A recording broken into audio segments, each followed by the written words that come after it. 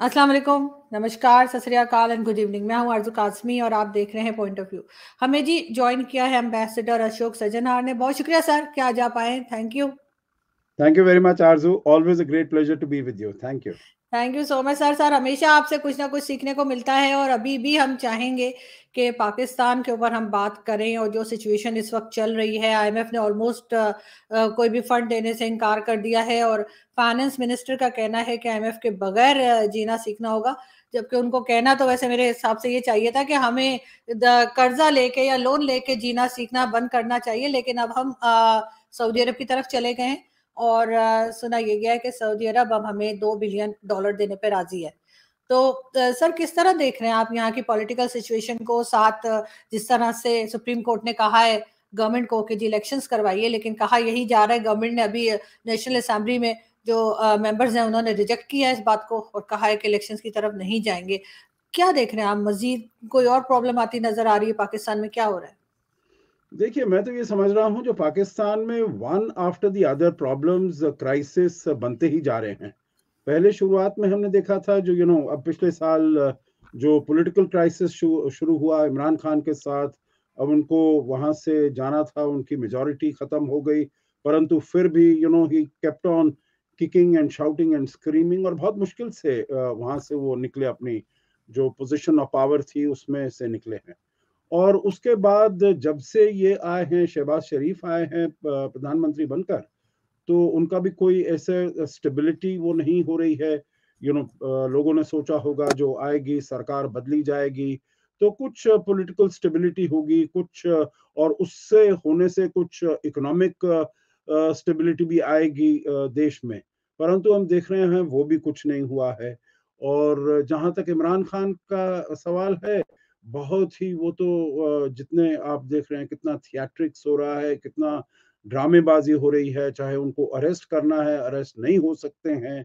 मतलब ये तो बहुत ही हालात बड़े खराब हो गए पॉलिटिकल लेवल पर, इकोनॉमिक लेवल पर। आप देखिए कितनी वहां पर पाकिस्तान में इन्फ्लेशन इतनी बढ़ रही है, प्रोडक्शन कुछ नहीं हो रहा है, उसके साथ फिर वो फ्लड्स भी आ गए। तो मैं ये समझता हूँ एक बहुत ही हालात जो हैं खराब से और ज्यादा खराब हो रहे हैं।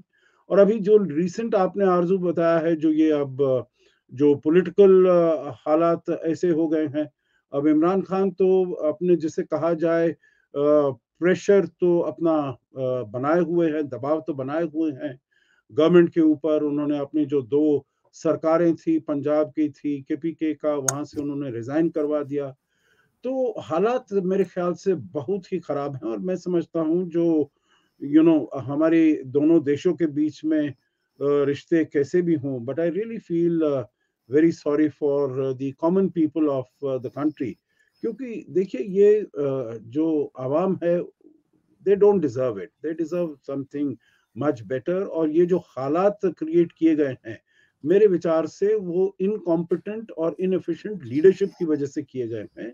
या आप देखिए leadership, not only political leadership मैं कहूंगा, but it's also army which has a huge role to play. वो आपके प्रोग्राम्स में मैं पहले भी कहता रहा हूँ, जो आई थिंक आर्मी का जो रोल है बहुत ही ज्यादा जैसे जिसे कहा जाए बहुत ही बड़ा शिकंजा कसा हुआ है हर फेसेट ऑफ लाइफ पर पाकिस्तान में।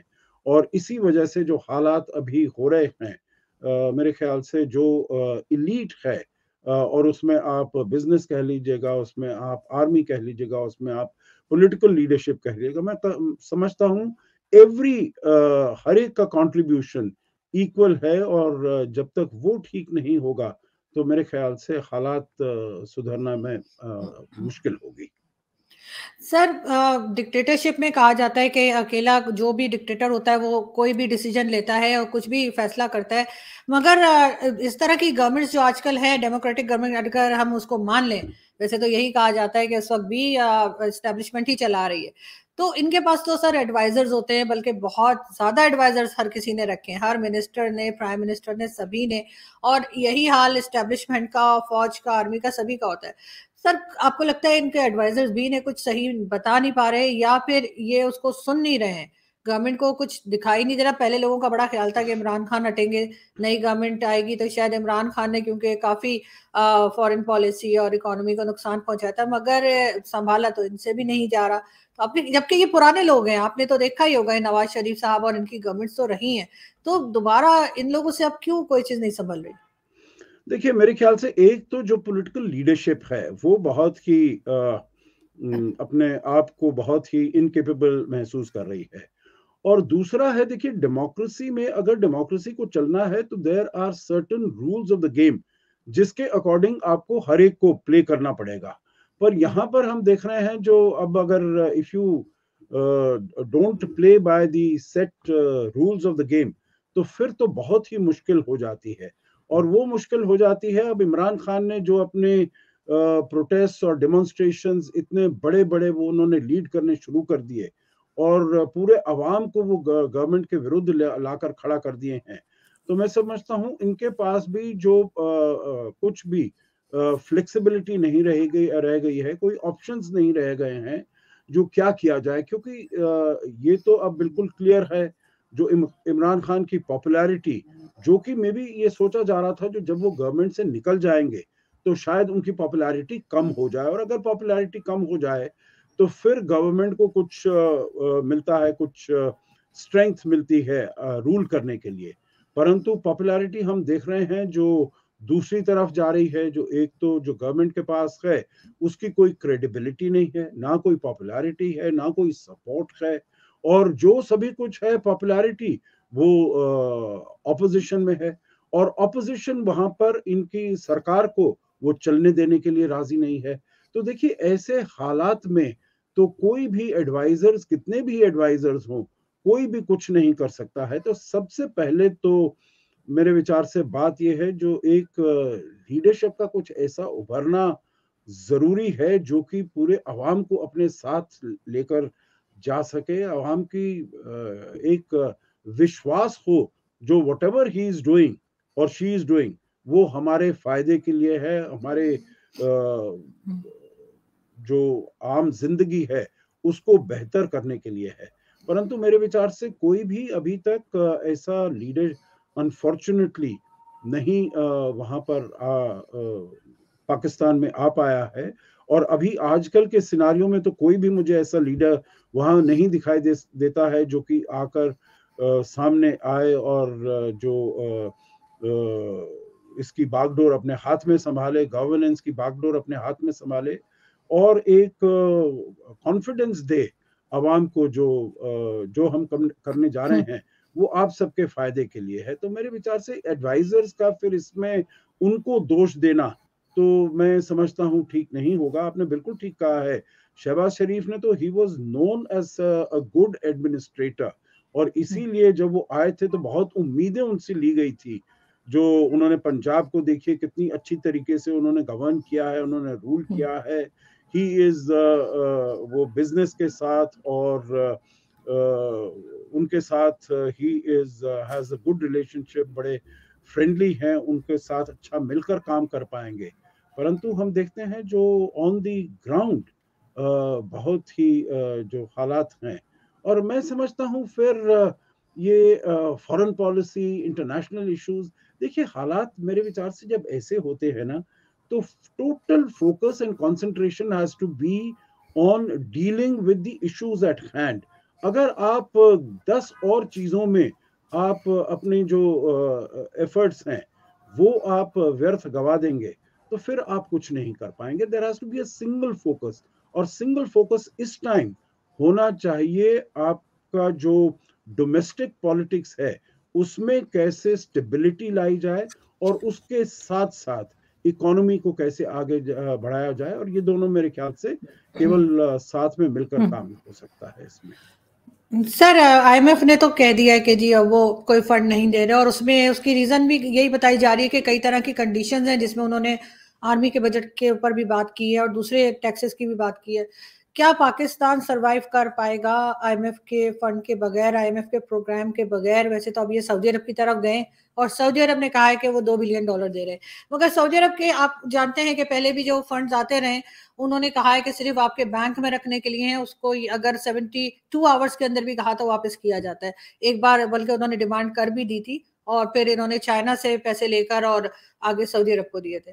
तो अब अगर आईएमएफ के पास ये नहीं जाते या आईएमएफ इनको नहीं फंड करता यहाँ पर, तो क्या सरवाइव कर पाएंगे ये लोग? देखिए, अब मेरे विचार से आपको ज्यादा इसमें और अच्छा मालूम होगा जो कितनी बारी आईएमएफ के पास गए हैं। 23 बारी गए हैं, 24 बारी गए हैं, परंतु काफी मतलब आप पिछले अगर आप 70 साल में देखिए तो 23-24 बार आईएमएफ के पास जाना, और उसके साथ साथ जब आपको याद है 1 जनवरी 2018 को डोनाल्ड ट्रंप ने भी जब अपनी ट्वीट लिखी थी, उन्होंने कहा था हमने $30 बिलियन से ज्यादा हमने दे दिया है पाकिस्तान को कोएलिशन सपोर्ट फंड में, और आगे नहीं देंगे। परंतु फिर भी मैं अब देख रहा हूँ थोड़ा बहुत अमेरिका से भी देखिए आ रहा है। उससे पहले हमने चाहे सऊदी हो या फिर यूएई हो, उधर से बहुत पैसा आया है। चीन से तो बहुत पैसा आया ही है, परंतु किस प्रकार का पैसा है, क्योंकि हम तो भारत तो हमेशा इसके बारे में कहता रहा है, स्पेसिफिकली पाकिस्तान में नहीं, परंतु उनका जो बेल्ट एंड रोड इनिशिएटिव है, जो इट इज इकोनॉमिकली वायबल और सस्टेनेबल नहीं है, क्योंकि it creates a debt trap.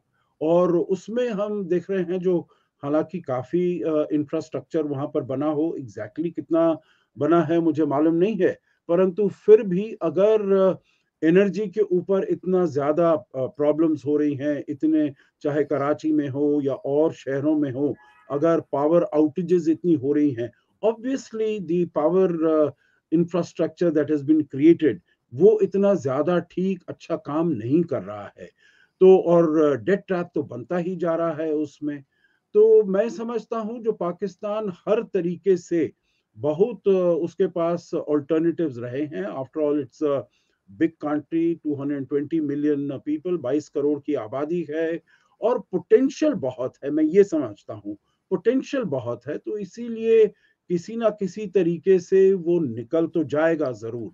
It will find a way out, जैसे पहले भी होता रहा है। बट आई थिंक अगर स्टेबिलिटी लानी है तो, और अगर आगे चलते हुए सिक्योरिटी अपने को पूरी तरीके से करनी है, तो फिर it will have to have a very serious look at its politics, at its economics, at its foreign policy, जो भाई ऐसा बिल्कुल हैंड टू माउथ उसका एग्जिस्टेंस नहीं होना चाहिए।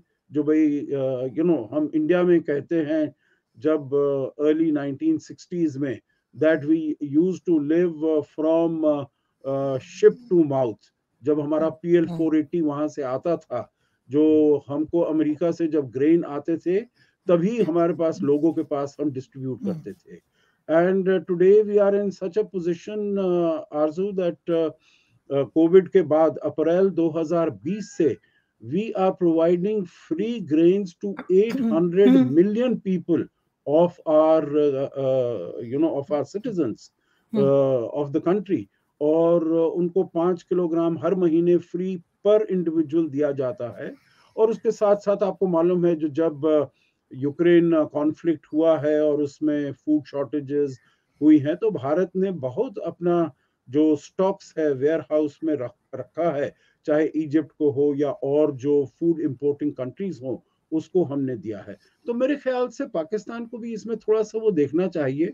It should take lesson. अगर लॉन्ग टर्म स्टेबिलिटी हमें चाहिए तो आई थिंक इसमें both leadership as well as policies, good policies are required, जो कि अनफॉर्चुनेटली पाकिस्तान ने अपनी both domestic as well as foreign policy को उसने ठीक तरीके से नहीं मेरे विचार से संभाल कर रखा है।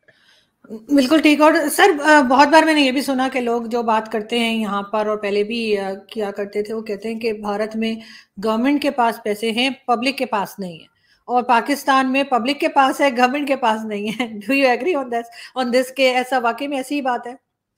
नहीं, देखिए मैं समझता हूँ जो भारत में जो मिडिल क्लास उभर कर आ रही है, क्योंकि मैंने जो अभी देखा है पाकिस्तान का जो है, जो 1 to 3% होगा, जो कि बिजनेस एलीट है, जो कि ब्यूरोक्रेसी है, जो कि आर्मी है, जो कि पॉलिटिक्स है, ये 3-4 तबके हैं पाकिस्तान में जिनके पास पैसा है, but they will be accounting for may be 1 to 3-4% of the total population.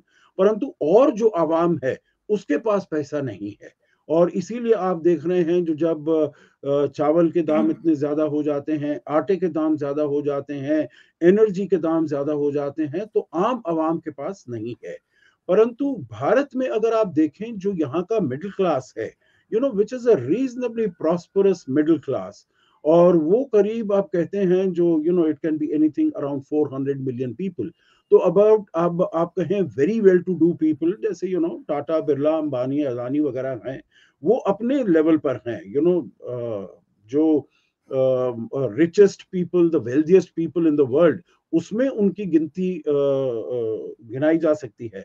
परंतु जो आम जनता है वो उनके पास उनकी परचेजिंग पावर भी बहुत है। अब आप देखिए जो यहाँ पर सॉफ्टवेयर बूम हुआ है, आईटी बूम हुआ है, फार्मास्यूटिकल्स का जो बूम हुआ है, तो उससे मिडिल क्लास को बहुत ज्यादा बड़ा बहुत ही ज्यादा सपोर्ट और स्ट्रेंथ मिली है। और इसीलिए मैं समझता हूँ जो देश हैं जो भारत के साथ अच्छे संबंध बनाना चाहते हैं, अच्छे रिश्ते बनाना चाहते हैं, वो इसीलिए है क्योंकि यहाँ पर परचेजिंग पावर है, यहाँ पर मार्केट है, बहुत बड़ा मार्केट है, और यहाँ पर आपके पास इनोवेशन है। तो मैं समझता हूँ जो डिस्ट्रीब्यूशन ऑफ वेल्थ, हालांकि I will not say it is ideal, we have a long way to go, Bharat ने बहुत काम करना है, हमारे पास भी बहुत इनइक्वालिटी है, पॉवर्टी है, डिस्पैरिटी है, परंतु वो होते हुए भी I think we are making progress. अगर आप देखिए, अगर यूएनडीपी की फिगर्स देखिए, तो यूएनडीपी कहता है 500 million people we have been able to take out of poverty over the last 12-15 years। मतलब ये बहुत बड़ी तादाद है।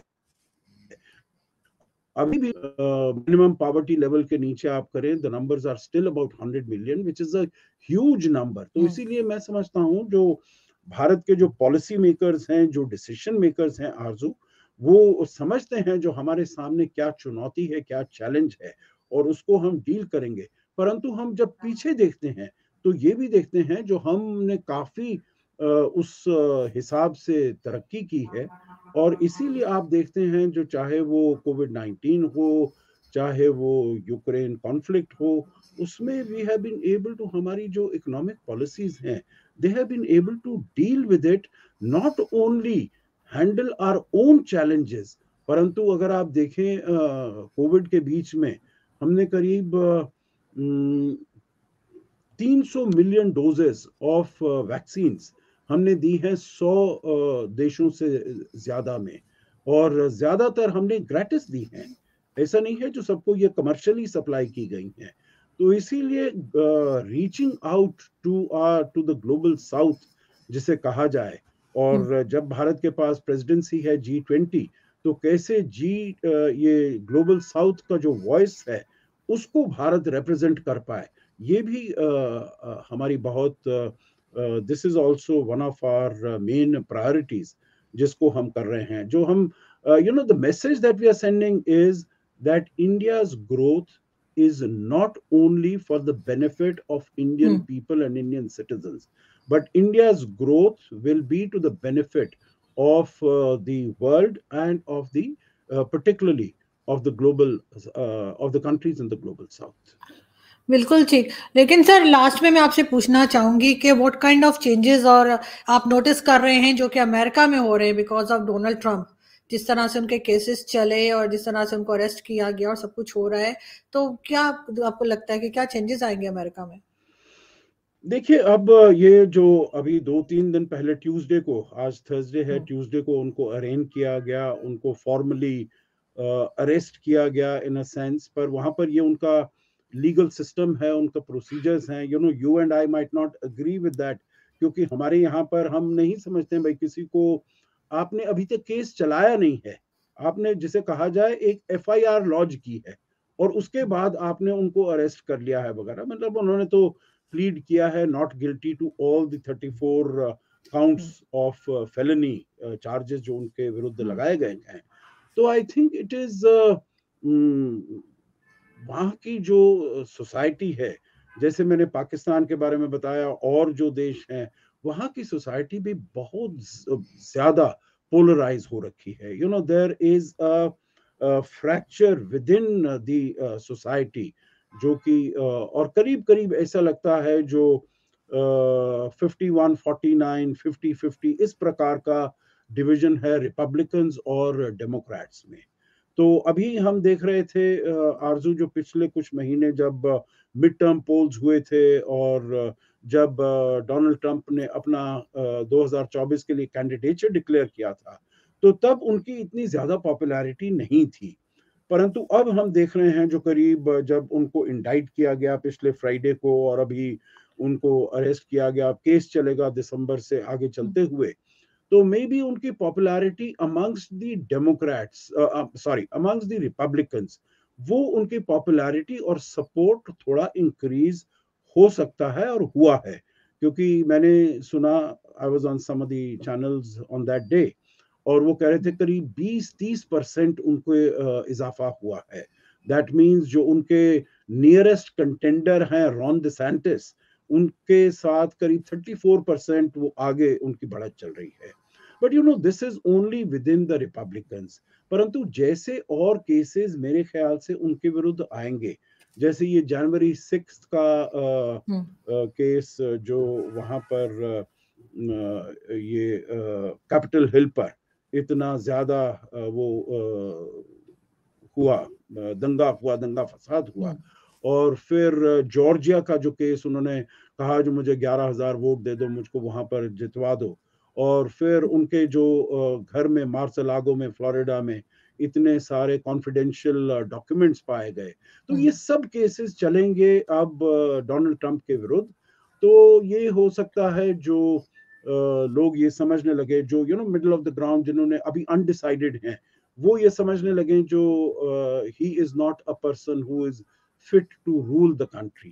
तो इसीलिए शायद टेम्पररी उनको थोड़ा सा बम्प मिल जाए अपनी पॉपुलैरिटी में, but going forward I think it will be harmful both for him as well as for the Republicans, because the Republicans are also finding themselves, जो हमको सबको मिलकर साथ में आना है और डोनाल्ड ट्रंप को सपोर्ट करना है, बचाना है। आपने देखा है जो सभी उनके सपोर्ट में निकल कर आ गए हैं। But what I would say is that these are still early days. अभी और जो हैं रिपब्लिकन्स में, चाहे वो माइक पोम्पियो हो, शायद he puts his hat in the ring, or Mike Pence might put his hat in the ring, और भी आ सकते हैं उसमें। तो we'll have to wait and see, पर polarization बढ़ता जा रहा है, which is not good either for America or it is for the world, because I feel that America की एक जो लीडरशिप है वो जरूर चाहिए दुनिया को, particularly you know when we see the you know the policies जो चाइना की तरफ से आ रही हैं, जो अग्रेसिवनेस चाइना दिखा रहा है, चाहे साउथ चाइना सी में, चाहे ईस्ट चाइना सी में, ताइवान के विरुद्ध on the Indian line of actual control हमने देखा है पिछले 3 साल से हमारे वहां पर फौज एक eyeball to eyeball, not exactly eyeball to eyeball, पर काफी क्लोज क्वार्टर्स में कुछ सेक्शंस में वो तैनात हैं, और चाइना की जो एक्सपेंशनिस्ट पॉलिसी है वो बढ़ती जा रही है।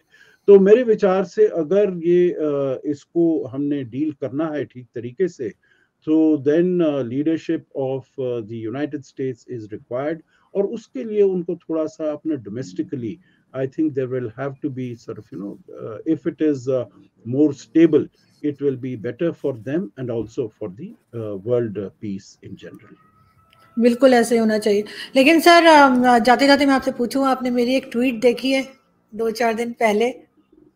जी मैंने देखिए ट्वीट देखी भी है और उसके ऊपर रिस्पांस भी देखा है मैंने। और आरजू मैं तहे दिल से आपको मुबारकबाद देना चाहता हूँ, आपकी करेज को, आपके स्ट्रेंथ, रेजिलियंस और ब्रेवरी को, जो you no as I was mentioning, any lesser person would have wilted under the sort of some of the comments and storm that it has created. पर ये आपका करेज है, बोल्डनेस है, स्ट्रेंथ है, जो आप ने इस ट्वीट को दिया, आप इसके ऊपर टिके हुए हैं, आप कायम हैं, and you are still smiling. So my best wishes to you, आरजू, जो आप खुदा अल्लाह मियाँ आपको और ज्यादा स्ट्रेंथ दे to stay on the path of truth, to stay on the path of righteousness, to stay on the path of your convictions. So मैं यही चाहता हूँ जो आपको और इसी रास्ते पर आप कायम रहें, और जो पूरी दुनिया में आप अच्छा इतना काम कर रहे हैं, so you continue to spread so much of strength and give inspiration to the people who watch your programs. Thank you so much, sir. So kind of you. बहुत शुक्रिया सर कि आपने आज ज्वाइन किया. Thank you so much. Thank you. Always a pleasure. I wish you all the very best. Thank you, sir.